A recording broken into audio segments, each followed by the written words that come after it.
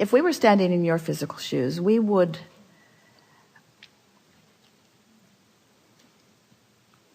decide to be lazy.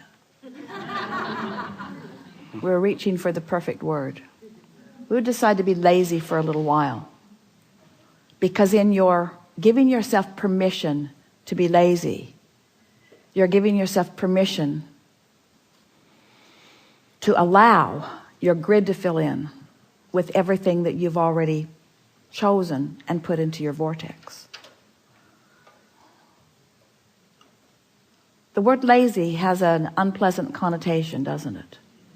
Because it's humans measuring themselves against other humans based upon a flawed premise. And the flawed premise is, the more you do, the more you're worth. And that is the most flawed of all flawed premises. I'd like to give you the premise that is at the basis of your universe. The better you feel, the more you allow. You could not be more deserving. You came as deserving beings into this time-space reality with powerful and clear intent. You've been mixing it up with others and defining what's important, not only to you personally, but important to you on behalf of others. You've included in your vortex the well-being of many others. In some cases, mass consciousness. In some cases, a community. In some cases, a family. But you've included in your vortex a desire for the well-being of far more than your personal self.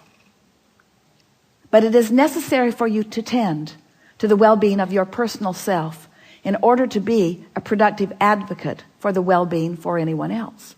In other words, you cannot give, or you cannot extend, or you cannot punctuate, or you cannot accentuate, you cannot assist anything that you are not already feeling. Which means, if you are wanting in an altruistic way to be of advantage to everyone you know, you first have got to find a way to be of advantage to yourself. Which means you want to carve out more time to be nicer to yourself. More private time. More time under the bridge. More time where others are not telling you what to do. More time when you are satisfying your own personal intention for things. If we were standing in your physical shoes and someone were to ask you to do something, we would stop in the middle of the request and we would evaluate it completely. And we would say to them, I sincerely desire to accomplish this request that you are offering.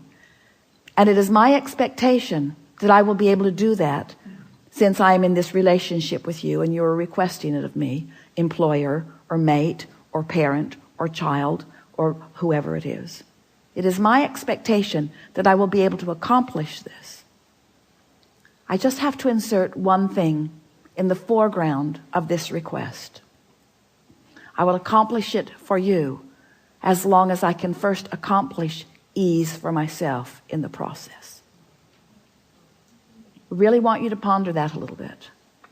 Esther, on one of the earlier cruises, made sure that everyone received an easy button from Staples. Everyone got one. And Esther found a box of them in the attic the other day, and she spread them all around her house because she wants to amplify the ease of things, not the hardness. She wants to no longer justify the well-being that flows to her by pointing out how hard she's working in relationship to others. She wants to emphasize the well-being that's flowing to her by remembering the vibrational alignment that she is achieving. If we were standing in your physical shoes, we would do these things every day and then anything else that you have time for. We would meditate for 15 minutes every day, which means we would quiet our mind with the simple intention of allowing our cork to float. We would go outside no matter what the weather, and we'd move around in it in appreciation of this planet. We would look up and around, and we would find things to acknowledge, and we would talk about them right out loud. Esther walks through her gardens and says to everything, you are my favorite. You are my favorite. You are my favorite. You are my favorite. You are my favorite stone on the pathway. You are my favorite bird in the tree. You are my favorite flower in bloom. You are my favorite flower not in bloom. You are my favorite tree. You are my favorite bush. You are my favorite frog. You are my favorite frog. You kept me awake all night, but you are still my favorite frog. In other words, so first thing, meditate. Second thing, spend more time outside. Third thing, we would buy a notebook. We would call it my book of positive aspects. And we would fill at least 3, 4, 5 is even better, pages of positive aspects. 5 different subjects, and write the positive aspects of it. Training your vibration into that upward place. And then there is one last thing that if we were standing in your physical shoes, we would do every single day.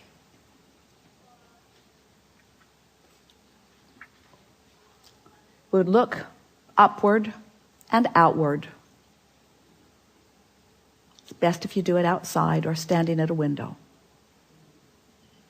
And we would acknowledge that there are universal forces that are focused right at you. We would acknowledge by calling it by name, if you have a name that you like. And we would say, I acknowledge that I am the object of your positive attention, and I'm appreciating your continual gaze on behalf of my well-being. And today, no matter where I am, no matter where I am going, no matter what I am doing, and no matter who I am doing it with, I will be in conscious awareness that you too are there with me, appreciating me, supporting me, assisting me, acknowledging me, inspiring me,